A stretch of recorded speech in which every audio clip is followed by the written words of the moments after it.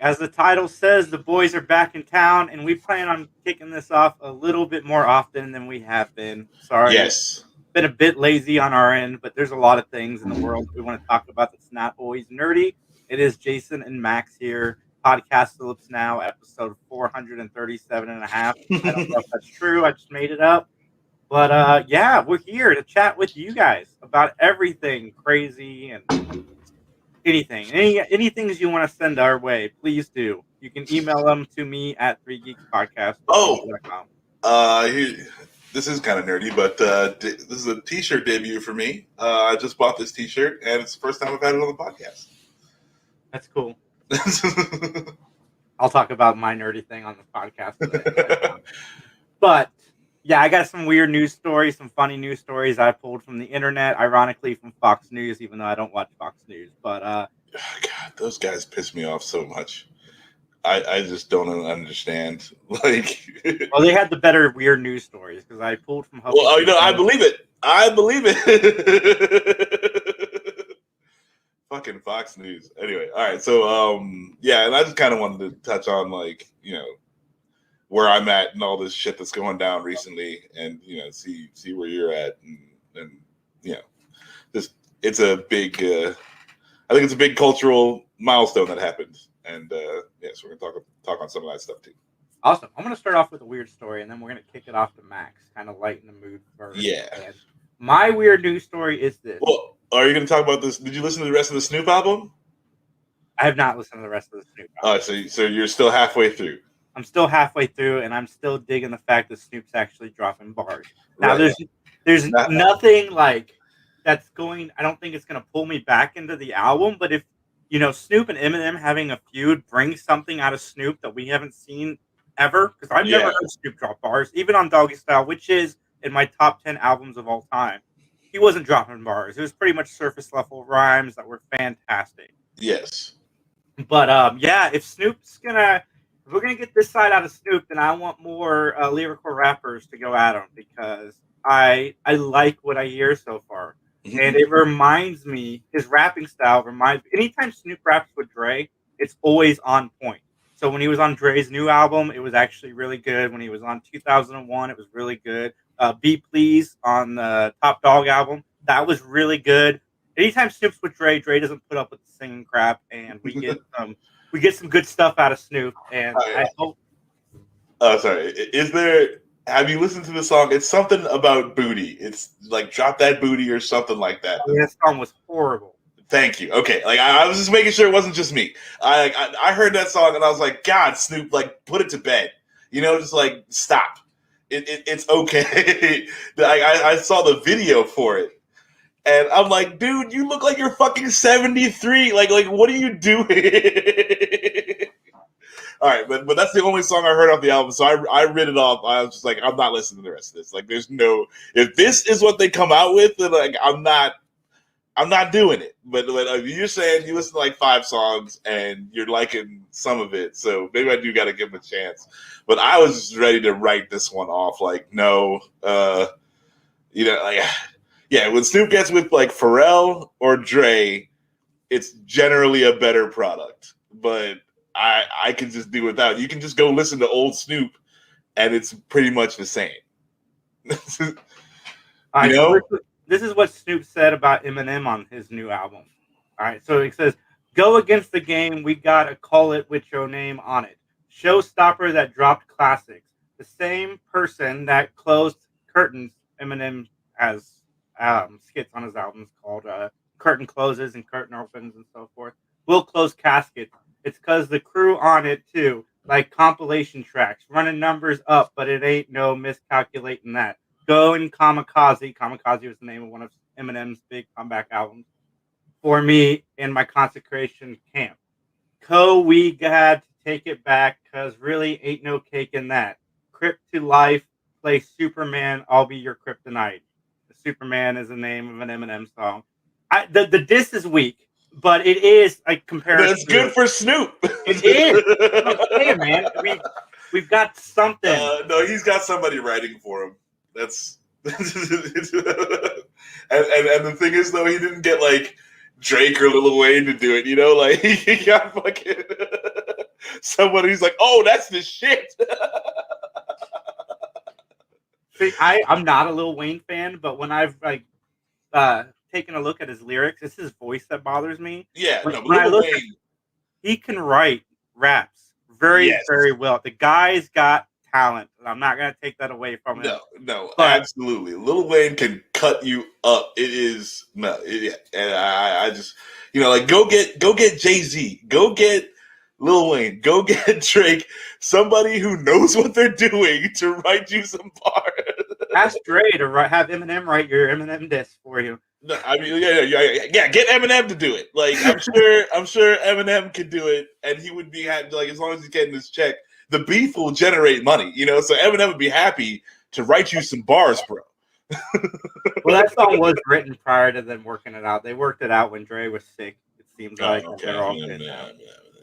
So, I don't know what that was about, but that's definitely something. That's like Oh my god. two kids that like Dre's the dad, and then he's got these two kids, Snoop and Eminem. Snoop's jealous of Eminem for all the attention Daddy's been giving him over the years, so he barks back. Well, I mean, Eminem's the more talented one. Like, what are you gonna? I'm sorry, Well, Snoop. You're on TV with Martha fucking Stewart. Like what do you want?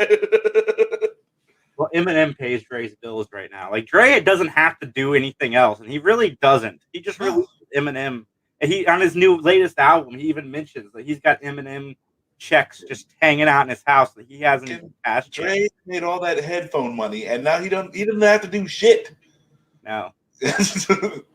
But like I said, if it's gonna give some more fuel to Snoop and his rhymes, I am. I don't think he's there yet. I haven't hated the Snoop's two last albums either, but it's the same thing that I said about this one. Is the last two albums were pretty good, but they're forgettable. There's nothing on there that stands out. But his rapping is fine, and like I said, I haven't been a fan of his singing, rapping thing that he was doing. I wasn't a fan of Snoop Lion. I tried to listen to his gospel album. I wasn't a fan. It's like, okay, Snoop, you're out there doing different things. Like, I see you, like, just keeping busy, but that doesn't make it good. It's like, I Snoop Dogg has always been more like the idea of Snoop Dogg is better than what you actually get. And yeah, like, since Doggy Style, like, you might as well just listen to that. He's never put out anything where it's just like, okay, like, I would rather listen to this than Doggy Style.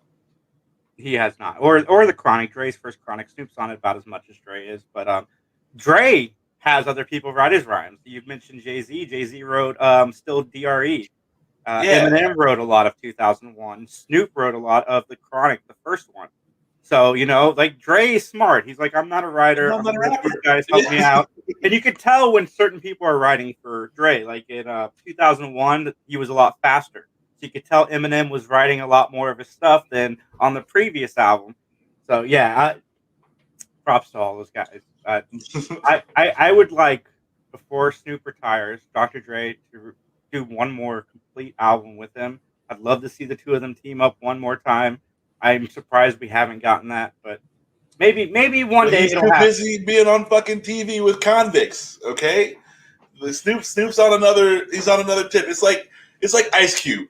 Now, I mean, like, I'm not hating on Ice Cube, but like, after you make "Are We There Yet" 4, like, I'm not gonna listen to your gangster rap album. Like, you can't have them both. That's fair. That's a fair opinion. Ice Cube's more political than gangster now, but I understand your point.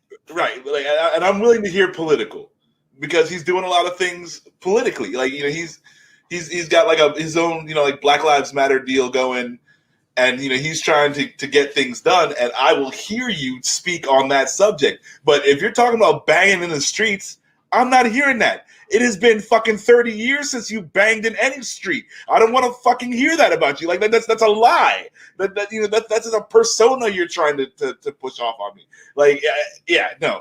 Are we there yet? No. Okay, like, that's one of my beefs with the new Snoop Dogg album too. Is that he is still rapping about being a Crip on the streets. And no, you're not that, bro. That's a dream you're having. You're rapping about a memory you had. Like. And this wasn't last week. Yeah, that's fair. That's what I don't like. But again, I only listened to one song off the album, so I gotta check out a couple more songs and see if he got any redemption on there.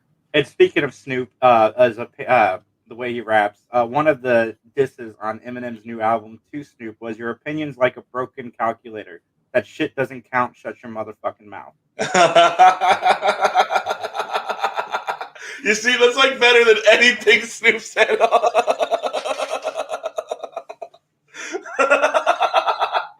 Nah, don't fuck with the look. Like Snoop's punching above his weight class right now. Like you don't. It's like a 10-year-old trying to fight Mike Tyson in his heyday. Like this is not gonna be pretty. Well, in general, the rappers nowadays, the ones that are good, they're on another level of the old school rappers. It's because they've learned from the old school rappers. Like Joyner Lucas, the way he puts rhymes together. None of the old school rappers was doing that, but he wouldn't be doing it now if he didn't have that influence. So, like you said, don't punch up because you're the reason this person has excelled to another level. Like they studied you and they've taken it to another level. If there was somebody to put Eminem in his place, then go do it if you can. But I haven't seen that person yet. Like it's don't start a rap beef with Eminem. Like don't do it. Because he doesn't care. All the bad things you could say about him, will say about himself. We all saw 8 Mile. We know how that movie ended. Right. But also, it's just like no, his wordplay is superior, and he is witty. He's going to cut you up. Like it's not fair. But it wasn't fair when people had to play against Michael Jordan. It's not fair. Like there's a LeBron James. Like when you have a superstar, that's just it. Like you can't. I would never ever start a rap beef with Eminem. Like you would. There's and like, it doesn't do anything. Like no one's getting hurt over this. So rap beefs are totally fine. But you're an idiot if you start a rap beef with Eminem. You're just gonna get fucked up. Like there's no reason to do that. I would punch way lower than that. See, the two that I wouldn't mind having a feud as long as it was just a lyrical battle would be Jay-Z and Eminem. I'd love that. Oh, that would be like like any of the people I said, like give me Jay-Z, Eminem, give me Drake, Lil Wayne, all those guys. Throw them in a freaking, it's good for the listener. But I'm saying, like, if you're Snoop Dogg, like, why would you open yourself up for that level of ridicule? Like I don't want to do it. Like I'm not gonna do that. No offense, Snoop, you're not lyrically there. I don't know that you ever were, but your rhymes were good back in the day, and they still hold up. Some of the old ones, so it is what it is. But we got a lot more to do, and we still got to get to 3 Geeks. So I'm gonna transition into this weird story because I think this one is funny. Yep. So Michigan woman glues eyes shut after mistaking nail glue for eye drop. I heard about this. A Michigan woman nearly lost her vision last week after she mistook a bottle of nail glue for eye drops, according to reports. The woman, Ms. Williams, said she went to sleep with her contact lenses in, but woke up at 1 a.m. and wanted to take them out because her eyes were dry. Williams said she reached inside her purse and grabbed what she believed to be eye drops. Instead, Williams took a similarly sized white bottle of nail glue, which she typically uses to repair broken fingernails. Detroit's WXYZ TV reported. Yep. This is like along with the Gorilla Glue hair lady. Like, read what the fuck you're putting on your body. Period. Like, I'm not gonna drop something into my eye without making sure that it's a thing I mean to drop into my eye. Like I don't understand. She was tired. It was early. Her eyes were dry. Like this, and she just reached into her purse and grabbed the bottle. Like, so she's not as dumb as the Gorilla Glue lady. But people, okay, like you can't be dropping glue into your eye. Like there's a picture. I saw a picture of the contact lens. What it looked like when they pried it off that lady's eyeball. Like, no, don't do it. Don't do it. That's nuts. See, I've stopped getting on my phone. This is nowhere near on the same level of like danger to yourself, but I've missed out on so many emails and messages on Instagram and Twitter from people I'm trying to get interviews with because in the middle of the night I would grab my phone and I would flash through Twitter or Facebook and I'd see these messages and I'd forget to respond because it's 3 o'clock in the morning and you don't think anything of it until down the road. So just don't do anything at 3 o'clock in the morning. Or at least if you do, don't do it from the bed. Get up, move around, fine. Read the bottle. And Goodness sake. why keep those two similar things right next to each other in your purse? Like, Well, I mean, like, no, like it's a woman's purse. She just throws the stuff in there. You know, like, I'm not hating on her for having nail glue in her purse. It's something that she uses. It's useful, you know. Like, so this, she isn't as dumb as the Gorilla Glue lady, you know. But and I don't want to like hate on her for having fucking nail glue in her purse. Like, but you got to, if you're gonna drop something in your eye, you better make sure it's what you want to drop in your eye. Like, you. She could have gone blind, you know, like that over some fucking eye drops. No, you gotta make sure that's the clear eyes, man. You can't be dropping glue into your eye. You cannot. But take care of yourselves, people. Let's go ahead. This is a good time to transition into your story. Yeah, you know, Derek Chauvin, the cop who killed, murdered George Floyd in cold blood in the middle of the day in a public street. Got his guilty verdict, guilty on all counts, which I think is amazing and awesome, and I'm glad that like finally we're able to hold people accountable when they do wrong. But also in that time, you know, like like 3 miles down the road, another Minneapolis cop shot a dude to death. 26-year-old veteran on the force. She's a trainer of police, so she had trainees with her, just like Derek Chauvin did. They had trainees with them, and she shot this dude. She claimed she thought she had her taser out, and she pulled her handgun and shot this dude. So like it's like 2 steps forward and 1 step back.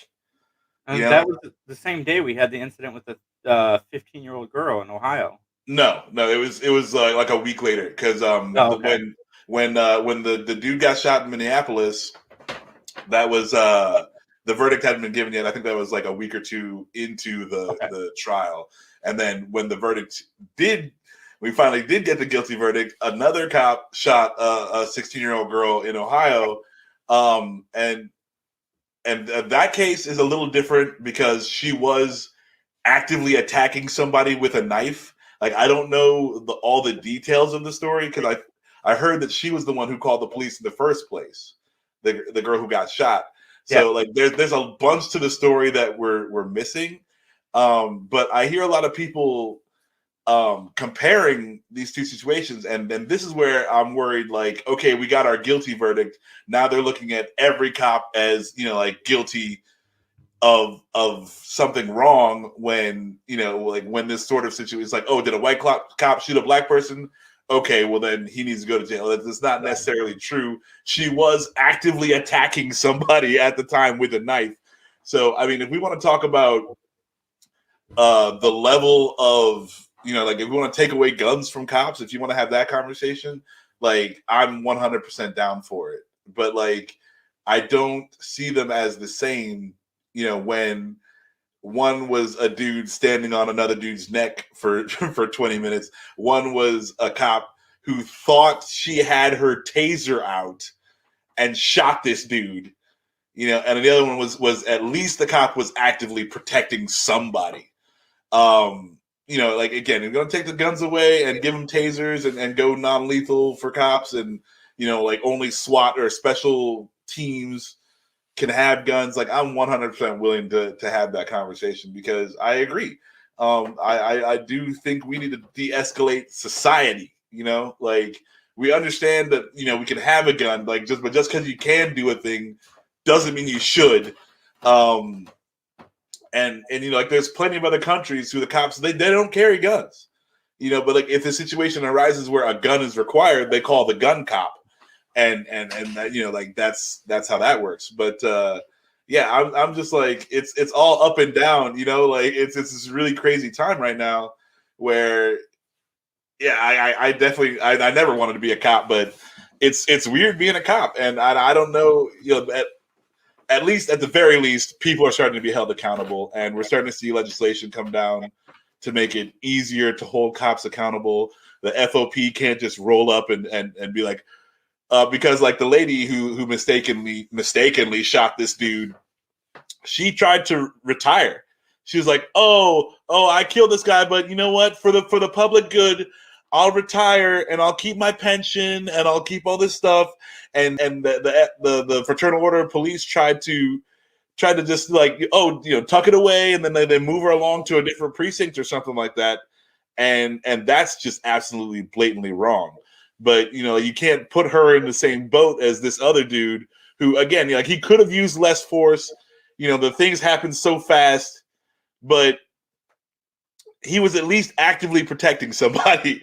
And the person he was protecting was black. So it's not, like the race thing, I don't think is there. There's a lot of things that aren't there, but we need to look at every situation and be able to. And that's the thing, it's like, hey, you look at the situation, you're like, hey, he was out there, she had a knife, he used the gun. It's tragic that she died, but he tried to help her. He tried to do CPR, he tried to keep her alive. And there are things that were done that are not Derek Chauvin, that are not this other chicken in Minneapolis. So there's that, or like the other cop, or this happened like a year ago, but they just released the footage in Chicago where the cop shot the 13-year-old boy with his hands up, and it's like, how you can't put these things in the same box. It's like, if there is a non-threat at all, like what I don't, yeah. So what I'm saying is, there's a lot of crazy shit going down right now, but we need to look at each individual situation and decide, what went down, if it was right or not, because you can't just group everything all together all the time. Like that's going the other way with it, and it's not good for anybody when we do that. So, hey, I'm glad we got the guilty verdict. I'm glad he got on all charges guilty. I'm glad those other 3 cops that stood around and watched him murder a person are going on trial now. All that stuff, we need to keep accountable. Bad people do bad things. It doesn't matter what their job is. And yeah, so I don't know. I don't know how you've been feeling, like, with all this stuff going down, like how it's been affecting you.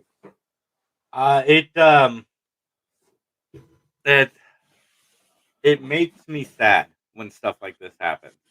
It's like, I can't believe we're still here. I've never been somebody who's fallen into racism. Like, I've never been that person who's had a racist thought in my life.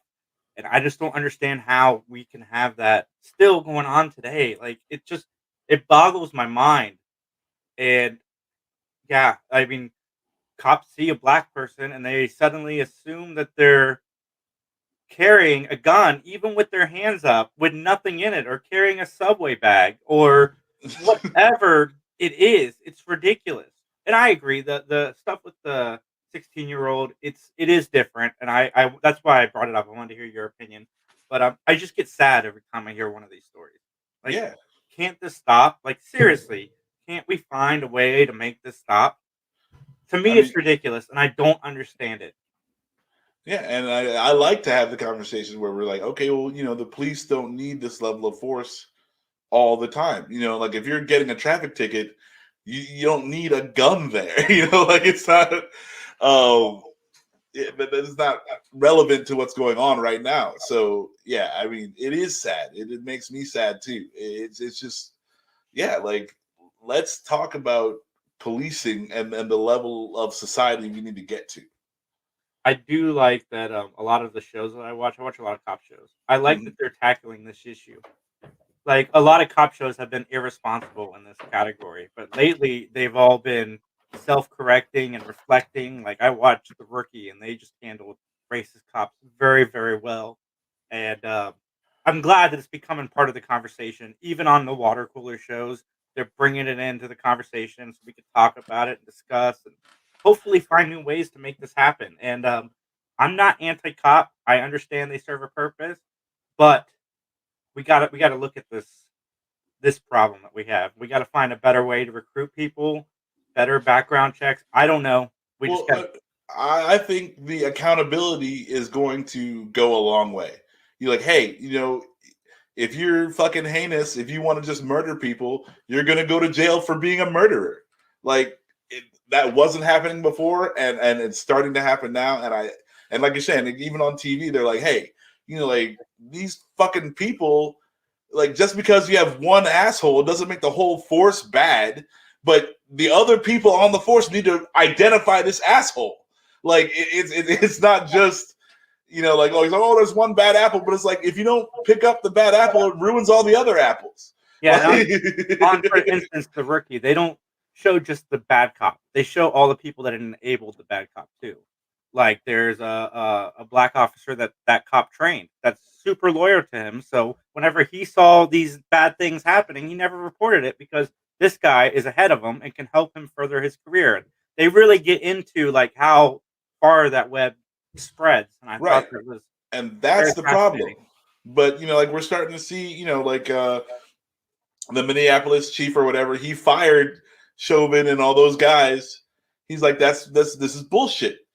And then he went to the trial and testified like, no, like not on my watch. Like this is fucking bullshit. And that's all we need. Like, if you work at a bank or if you work at whatever and you start spouting off racist shit or stealing or doing heinous shit, they get rid of your ass. Like you're not supposed to be here. A safe fight would not stand for that. Right. So like that's all I'm saying. Like this whole like we're in it together, cop like thin blue line bullshit needs to stop. Like I was in the Marine Corps. Marines do fucking heinous shit. Okay, like I heard the story of the Marines pissing on a dude on a dead body and taking pictures of it. Now, I'm a Marine, but that doesn't mean I can't say, "Hey, you fucking assholes! Like, what are you doing? What are you doing? Like that is stupid and heinous. And why is that necessary? It baffles me how come it makes me mad as a Marine. I'm like, hey man, I'm over here doing the right thing and trying to keep my name clean, and you are messing it up because now whenever people think of a Marine, they're gonna think of some asshole pissing on dead bodies. Like I can't stand for that. So yeah, we just need more cops out there willing to step up and say the right thing and do the right thing when someone does the wrong thing. It's okay. Like it doesn't make you less of a police officer when you fucking stop a police officer from doing crimes. So yeah, I agree. Like we need to move forward as a society. It might mean taking the guns away. But we need to make that decision together, and I'm definitely willing to have that conversation. But like I'm hopeful. I'm glad Chauvin is going to jail, but there's still a lot of work to do, and we just need to look at every situation by itself and see what's what. Yeah, no, I 100% agree, and yeah, conversate. We need to have more conversations with each other and discuss and Converse. That has been one of the biggest things I've been pushing, especially over the last year. Is as a society, we really need to talk to each other. It's not red versus blue. It's us. It's like it's us. It's we. We're all people here. Like it's not. There's no anything. I get mistaken all the time as a super liberal, but I'm not. I'm a lot more in the middle than you guys would believe. It's because I'm a human. And I have some things that I'm conservative about, and I have some things I'm liberal about. Just because I formed my opinion, I really wish we as a society could sit down and talk to each other about the things we believe in, and maybe some of the things we believe in are wrong, and we can have that conversation and maybe see a different way. I know a lot of people throughout my lifetime that have either been racist or so on and so forth, but they've had the conversations and they've seen the wrongs that they've done or that they believe or that they were taught. Taught is a big issue that we need to kind of push aside. And yeah, if we start communicating, a lot of things will get better. Accountability will help too. And I agree with you, Max. And unfortunately, we're out of time for this podcast because we have other shows to record. But I hope to get this back to a weekly thing. I really think that this could be a lot of fun. I want everybody here to just please email us 3geekspodcast@gmail.com. Let us know your thoughts on the cop situation. We'd love to hear from you, whether you're conservative or extremely liberal or somewhere in the middle. Let us know what you think. Please don't yell. Please don't cuss. Please don't go off. Respectful. We can have a respectful conversation. Yeah. We're all people. We can be respectful. Yes, I 100% agree with that. And you can check out all of our other fun stuff. Scenesnobs.com, 3geeks.ninja. Follow us on Twitter at 3geekspodcast. Lots of cool things coming down the line. We don't just interview actors. I just interviewed a guy that is a fitness guru, and he was a lot of fun to talk to. So, lot of things happening on our podcast feed. And again, I want to thank everybody for tuning in and checking us out. And I want to wish everybody a good day. All right, yeah. Podcastalypse is real. And that's our show, everybody. Thanks for listening. I am Mick Manhattan, the Scene Snob. We always appreciate you guys tuning in and commenting along and everything else. Go check out this show or any of our other shows on thescenesnobs.com. Thescenesnobs.com. We love you. You guys are awesome. And if you would like, follow and subscribe to our social media. That really helps us go a long way. And please spread the word. Tell your friends. Have them come in. We love feedback and everything else. So everybody, you have a great day. Again, thanks for listening. Thescenesnobs.com. Take care.